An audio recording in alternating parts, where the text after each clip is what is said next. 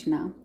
भीष्म जी आगे कहते हैं, खोटी बुद्धि वाले मनुष्यों के लिए जिसका त्याग करना कठिन है, जो मनुष्य के जीर्ण अर्थात वृद्ध हो जाने पर स्वयं कभी जीर्ण नहीं होती तथा जो प्राणों के साथ जाने वाला रोग बनकर रहती है, उस तृष्णा को जो त्याग देता है उसी को सुख मिलता है। राजन, इस विषय में पिंगला की गाई हुई गाथाएं सुनाई जाती हैं, जिसके अनुसार चलकर संकट काल में भी उसने सनातन धर्म को प्राप्त कर लिया था। एक बार पिंगला वैश्या बहुत देर तक संकेत स्थान पर बैठी रही, तब भी उसका प्रीतम उसके पास नहीं आया। इससे वह बड़े कष्ट में पड़ गई, तथापि शांत रहकर इस प्रकार विचार करने लगी। पिंगला बोली, मेरे सच्चे प्रियतम चिरकाल से मेरे निकट ही रहते हैं। मैं सदा से उनके साथ ही रहती आई हूँ।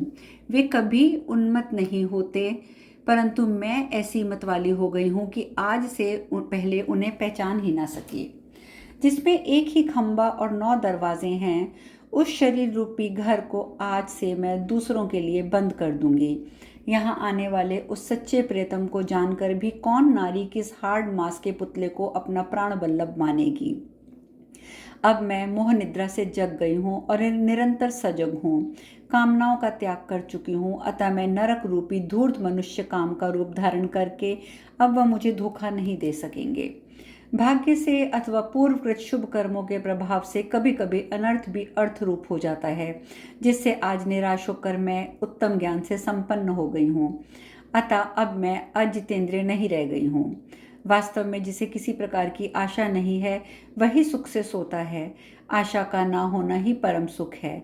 देखो, आशा को निराशा के रूप में परिणित करके पिंगला सुख की नींद सोने लगी। भीष्म जी कहते हैं, राजन, ब्राह्मण के कहे हुए इस प्रकार के पूर्वोक्त और युक्ति युक्त वचनों से राजा सेनजित का चित्त स्थिर हो गया। वे शोक छोड़कर सुखी हो गए और प्रसन्नता पूर्वक रहने लगे। इस प्रकार शांति पर्व के अंतर्गत मोक्षधाम पर्व में ब्राह्मण और सेनजित के संवाद का 174वां अध्याय पूर्ण हुआ। युधिष्ठिर महाराजा के कहते हैं, पितामह, समस्त भूतों का संहार करने वाला ये कार बराबर बीता जा रहा है। ऐसी अवस्था में मनुष्य क्या करने से कल्याण का भागी हो सकता है, ये मुझे बताइए। भीष्म जी ने कहा, युधिष्ठिर, इस विषय में ज्ञानी पुरुष पिता और पुत्र के संवाद रूप इस प्राचीन इतिहास का उदाहरण दिया करते हैं। प्राचीन काल में एक ब्राह्मण थे जो सदा वेद शास्त्रों के स्वाध्याय में तत्पर रहते थे। उनके एक पुत्र हुआ जो गुण से तो मेधावी था, नाम से भी मेधावी था। वह मोक्ष, धर्म, अर्थ में कुशल और लोक तत्व का अच्छा ज्ञाता था। एक दिन उस पुत्र ने अपने स्वाध्याय परायण पिता से कहा, पिताजी, मनुष्यों की आयु तीव्र गति से बीती जा रही है। ये जानते हुए धीर पुरुष को क्या करना चाहिए? तात, आप यथार्थ उपाय का उपदेश दीजिए, जिससे मैं धर्म का आचरण कर सकूं। यह सुनकर पिता ने कहा, बेटा, द्विज को चाहिए कि वह पहले ब्रह्मचर्य व्रत का पालन करते हुए संपूर्ण वेदों का अध्ययन करे, फिर गृहस्थाश्रम में प्रवेश करके पितरों की सद्गति के लिए पुत्र उत्पन्न करे, विधि पूर्वक त्रिविध अग्नियों की स्थापना करके यज्ञों का अनुष्ठान करे, तत्पश्चात वानप्रस्थ आश्रम में प्रवेश करे, उसके बाद मौन भाव से रहते हुए सन्यासी होने की इच्छा करे।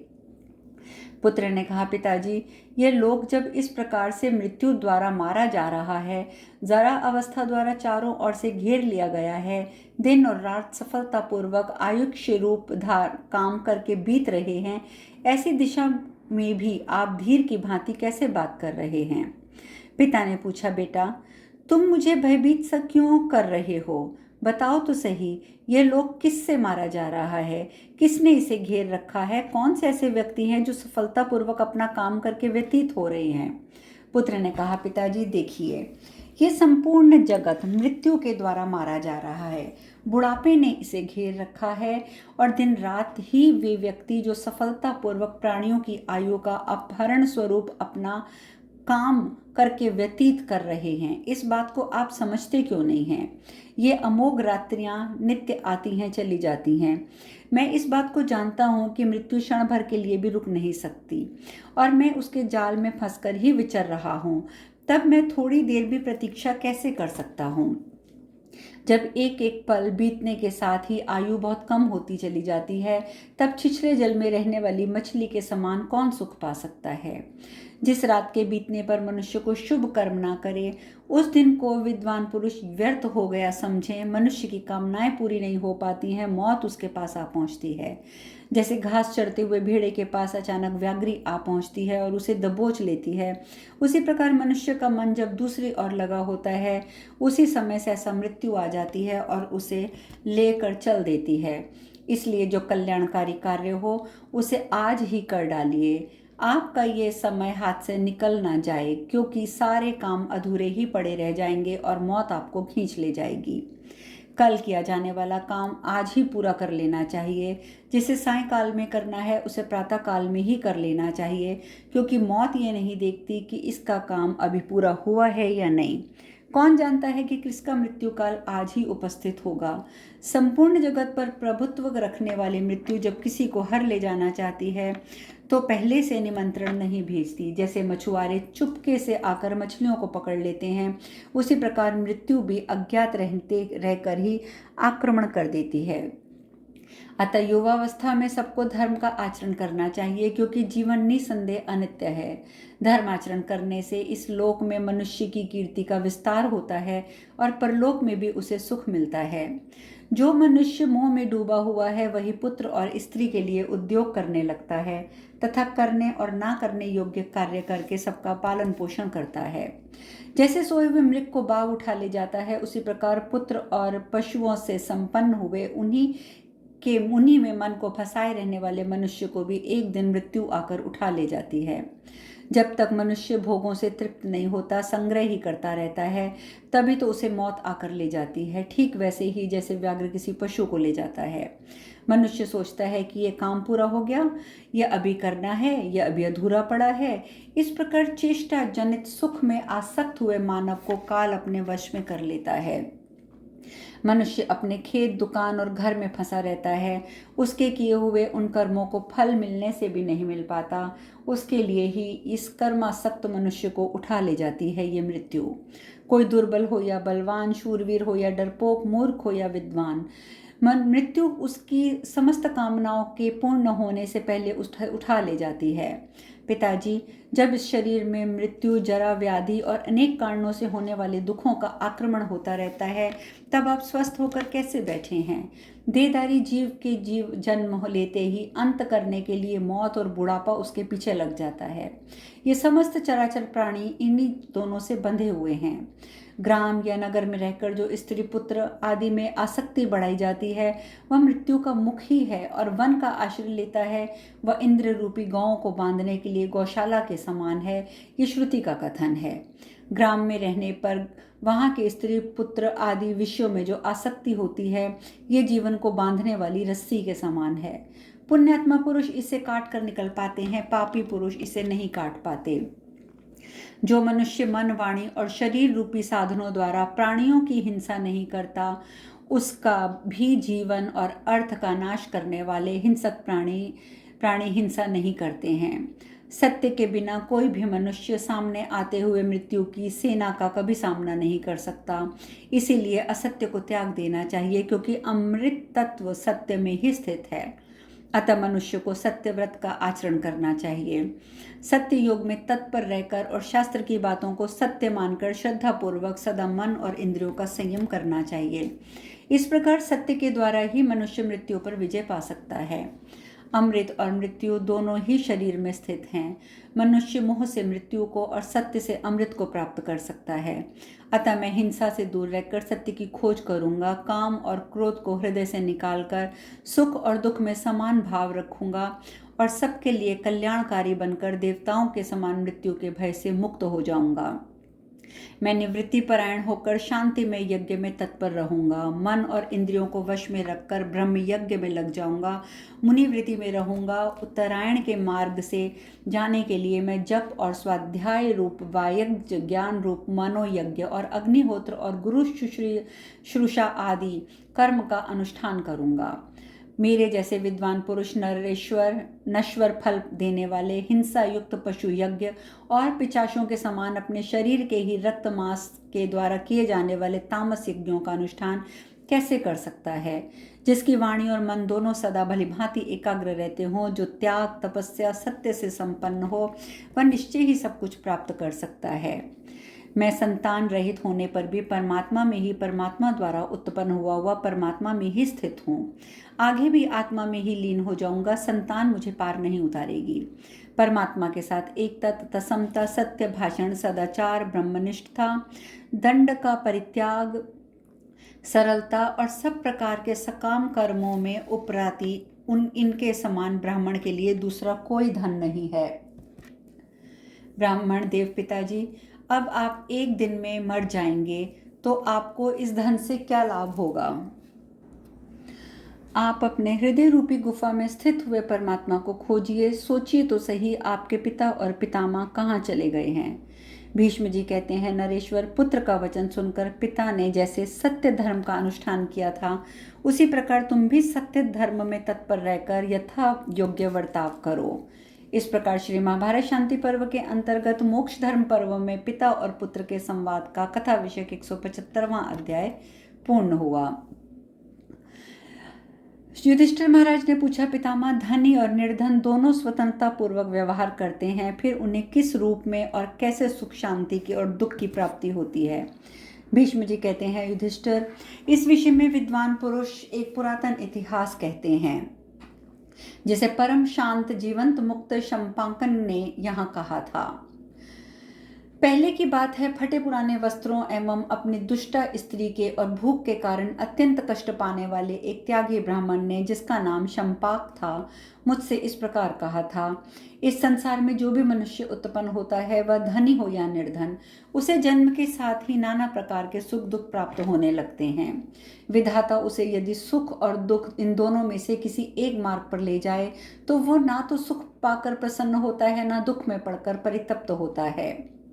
तुम जो काम रहित होकर इस अपने कल्याण का साधन नहीं कर रहे हो, मन को वश में नहीं कर रहे हो, इसका कारण यही है कि तुमने राज्य का बोझ अपने कंधों पर उठा रखा है। यदि तुम सब कुछ त्याग कर किसी वस्तु का संग्रह नहीं रखोगे तो सर्वत्र विचरते हुए सुख का अनुभव करोगे, क्योंकि जो अकिंचन होता है उसके पास कुछ नहीं रहता, वह सुख से सोता है और सुख से जागता है। संसार में अकिंचनता ही सुख है, वही हितकारक, कल्याणकारी और निरापद है। इस मार्ग में किसी प्रकार के शत्रु का खटका नहीं होता है, ये दुर्लभ होने पर भी सुलभ है। मैं तीनों लोकों पर दृष्टि डालकर देखता हूँ तो मुझे अकिंचन, शुद्ध एवं सब ओर से वैराग्य संपन्न पुरुष के समान दूसरा कोई दिखाई नहीं देता। मैंने अकिंचनता और राज्य को बुद्धि की तराजू पर तोला तो गुणों से भी अधिक होने के कारण राज्य से भी अकिंचनता का पलड़ा भारी पड़ता है। अकिंचनता और राज्य में बड़ा भारी अंतर ये है कि धनी राजा सदा इस प्रकार उद्विग्न रहता है मानो मौत के मुख में पड़ा हुआ हो, परंतु जो मनुष्य धन को त्याग कर उसकी आसक्ति से मुक्त हो गया हो और मन में किसी तरह की कामना नहीं रखता, उस पर ना अग्नि का जोर चलता है, ना अरिष्टकारों कारीग्रहों का, ना मृत्यु उसका कुछ बिगाड़ सकती है, न डाकू न लुटेरे। वह सदा दैव इच्छा के अनुसार विचरता है, बिना बिछौने के भूतल पर सोता है, बाहों को ही तकिया लगाता है, सदा शांत भाव से रहता है। देवता लोग भी उसकी प्रशंसा करते हैं। जो धनवान है वह क्रोध और लोभ के आवेश में आकर अपनी विचार शक्ति खो बैठता है, टेढ़ी आंखों से देखता है, उसका मुख सूखा रहता है, भौहें चढ़ी रहती हैं और वह पाप में ही मग्न रहा करता है। क्रोध के कारण वह होंठ चबाता रहता है और अत्यंत कठोर वचन बोलता है। ऐसा मनुष्य सारी पृथ्वी को राज्य का ही दे देना चाहता है, वे भी उसकी कौन देखना चाहेगा। सदा धन संपत्ति का सहवास मूर्ख मनुष्य के चित्त को लुभाकर उसे मोह में डालता है।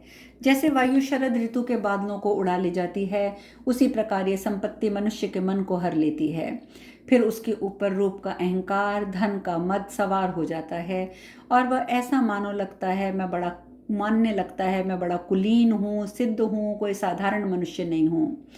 रूप, धन, कुल, इन तीनों के अभिमान के कारण उसके चित्त में प्रमाद भर जाता है। वह भोगों से आसक्त होकर बाप दादों से जुड़े हुए पैसों को खो बैठता है और दरिद्र होकर दूसरों के धन को हड़प लेना अच्छा मानता है। इस तरह मर्यादा का उल्लंघन करके जब वह इधर उधर से लूट खसोट करके धन ले आता है, तब राजा उसे उसी प्रकार कठोर दंड देकर रोकते हैं जैसे व्याध बाणों को मारकर मृगों की गति को रोक देते हैं। इस प्रकार मन को तप्त करने वाले, शरीर के स्पर्श से होने वाले ये नाना प्रकार के दुख मनुष्य को प्राप्त होते हैं। अतः अनित्य शरीरों के साथ सदैव लगे रहने वाला, पुत्रेषणा और लोक धर्मों की अवहेलना करके अवश्य प्राप्त होने वाले पूर्वोक्त महान दुख की विचार पूर्वक चिकित्सा करनी चाहिए। कोई मनुष्य त्याग के बिना सुख नहीं पाता, त्याग के बिना परमात्मा को नहीं पाता, त्याग के बिना निर्भय नहीं सो सकता। इसीलिए तुम भी सब कुछ त्याग कर सुखी हो जाओ।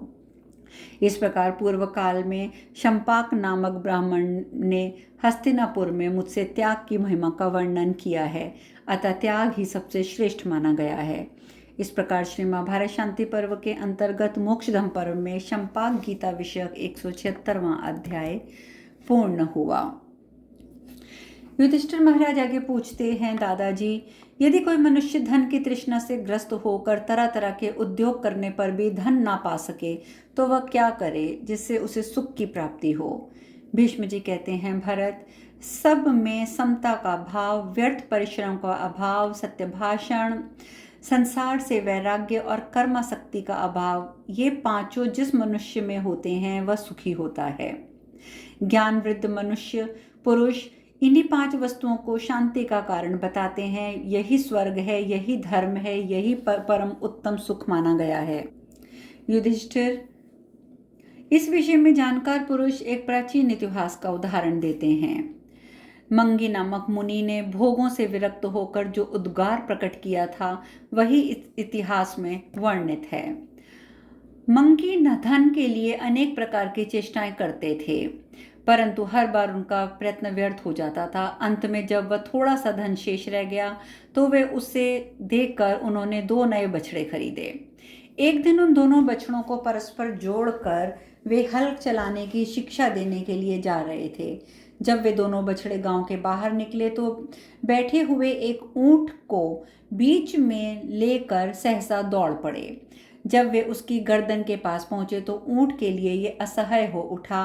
वह रोष में भरकर खड़ा हो गया और उन दोनों बछड़ों को ऊपर लटकाए हुए बड़े जोर से भागने लगा। बलपूर्वक अपहरण करने वाले उस ऊंट के द्वारा उन दोनों बछड़ों को अपहरित होते हुए मरते देखकर मंकी ने इस प्रकार कहा, मनुष्य कैसा भी चतुर क्यों ना हो, जो उसके भाग्य में नहीं है उस धन को वह श्रद्धा पूर्वक भलीभांति प्रयत्न करके कभी नहीं पा सकता है। पहले मैंने जो ये प्रयत्न किया था उसमें अनेक प्रकार के अनर्थ खड़े हो गए थे। उन अनर्थों से युक्त होने पर भी मैंने धनोपार्जन की चेष्टा में मैं लगा रहा, परंतु देखो आज इन बछड़ों की संगति से मुझ पर कैसा उपद्रव आ गया है। ये ऊंट मेरे बछड़ों को उछाल उछाल कर विषम मार्ग से जा रहा है। काकलातीन अन्यान से अर्थात दैव संयोग से इन्हें गर्दन पर उठाकर बुरे मार्ग से दौड़ रहा है। इस ऊंट के गले में मेरे दोनों प्यारे बछड़े 2 मणियों के समान लटक रहे हैं। यह केवल दैव की लीला है। हठपूर्वक किए हुए यथार्थ से क्या होता है? यदि कभी कोई पुरुष सफल नहीं होता दिखाई देता तो वहां की खोज करने पर भी दैव का सहयोग ही सिद्ध होता है। अतः सुख की इच्छा रखने वाले पुरुष को धन आदि की ओर से वैराग्य होकर आश्रय लेना चाहिए। धनोपार्जन की चेष्टा से निराश होकर जो विरक्त हो जाता है वह सुख की नींद सोता है। अहो सुखदेव मुनि ने जनक के राजमहल में से विशाल वन की ओर जाते समय उस सब ओर से बंधन मुक्त होकर क्या अच्छा कहा था। जो मनुष्य अपनी समस्त कामनाओं को पा लेता है तथा जो उन सबको केवल त्याग कर देता है, इन दोनों के कार्यों में समस्त कामनाओं को प्राप्त करने की अपेक्षा उनका त्याग करना श्रेष्ठ है। कोई भी पहले कभी धन आदि के लिए होने वाली संपूर्ण प्रवृत्तियों का अंत नहीं कर पा सकता है। शरीर और जीवन के प्रति मूर्ख मनुष्य की तृष्णा बढ़ती रहती है। जो कामनाओं के दास मन ओ कामनाओं के दास मन, तू सब प्रकार की चेष्टाओं से निवृत्त हो जा, वैराग्य पूर्वक शांति धारण कर। तू धन की चेष्टा करके बारंबार ठगा गया है तो भी उसकी ओर से वैराग्य नहीं होता है। ओ धन की कामना वाले मन, यदि तुझे मेरा विनाश नहीं करना है और तू इसी प्रकार मेरे साथ आनंद पूर्वक रहना चाहता है तो मुझे व्यर्थ लोभ में ना फंसा। तूने बार बार द्रव्य का संचय किया है, ये बारंबार नष्ट होता चला जा रहा है। धन की इच्छा रखने वाले मूढ़, क्या कभी तू धन की इस तृष्णा और चेष्टा का त्याग भी करेगा? अब शेष कथा कल। हरे कृष्णा।